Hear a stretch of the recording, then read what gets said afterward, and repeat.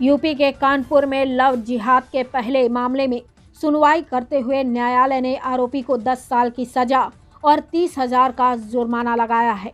जुर्माने की राशि में से 20,000 पीड़ित को बतौर क्षतिपूर्ति राशि के तौर पर दिए जाएंगे।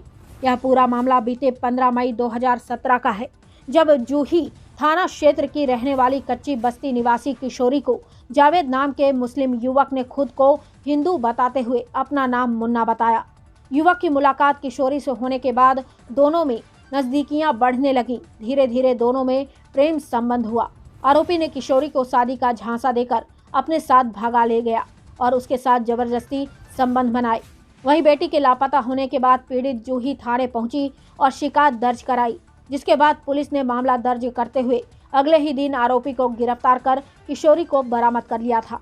इस मामले में पीड़िता की मां की तहरीर पर पॉस्को एक्ट समेत दुष्कर्म का मुकदमा दर्ज कर आरोपी को जेल भेज दिया था। मामले में 164 के बयान में पीड़िता ने बताया कि आरोपी जावेद ने उसे खुद को हिंदू नाम मुन्ना बताकर दोस्ती की थी।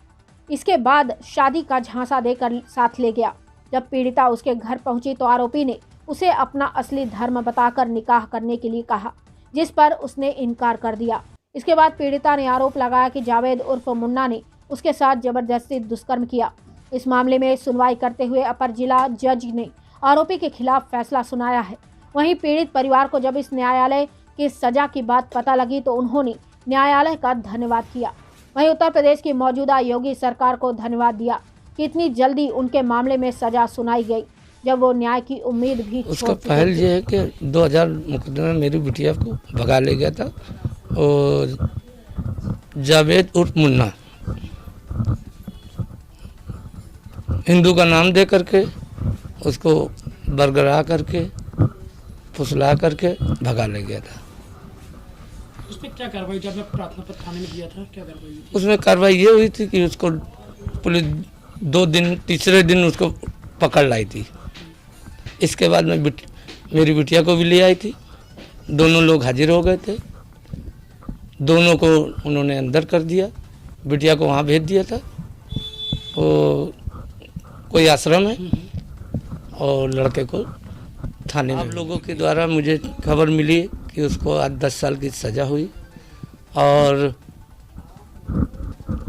10,000 रुपये का जुर्माना हुआ। हम कोर्ट का, जज साहब का और यूपी के मुख्यमंत्री योगी साहब को बहुत बहुत धन्यवाद देना चाहते हैं। ये फैसला एडीजे 13 महोदय ने किया है, पवन श्रीवास्तव जी ने। वहाँ हमारे अजय प्रकाश सिंह, चंद्र प्रकाश शर्मा हमारे स्पेशल प्रोसिक्यूटर थे, एडीजीसी थे।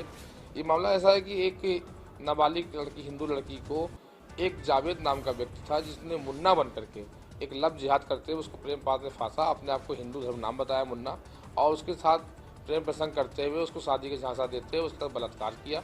जब बाद में जानकारी हुई उसके माता पिता को, तो माता पिता ने FIR लिखाई और पीड़िता बरामद होती है। पीड़िता को भगा के ले जाता है। पीड़िता जब बरामद होती है तो अपने 161 के 164 के बयान में मजिस्ट्रेट के सामने वह पुष्टि करती है कि मेरे साथ प्रेम प्रसंग का बहाना बना के अपने को मुन्ना नाम का बताते हुए और उसने मेरे साथ बलात्कार किया है, अपने आप को हिंदू धर्म का बताया है। जब उसके 164 के बयान मजिस्ट्रेट सामने हो जाते हैं तो उस आधार पर उसमें 376, 3 508 और SC एक्ट की बढ़ोतरी होती है और उसका ट्रायल चलता है।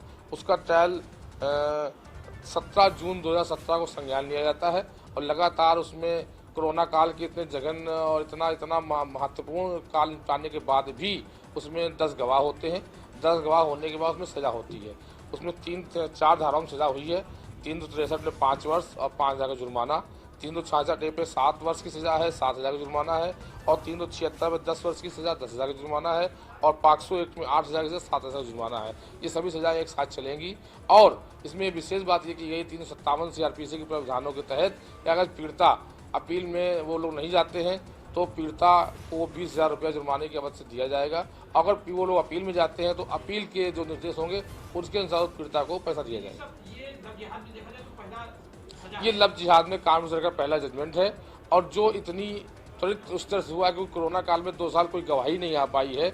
जैसे ही कोरोना का काल जुलाई से खुला है तो हम लोगों ने 2 महीने में स्पीडली ट्रायल कराते हुए इसमें 3 दिन की डेट लगवाते हुए इस ट्रायल को पूरा कराया है।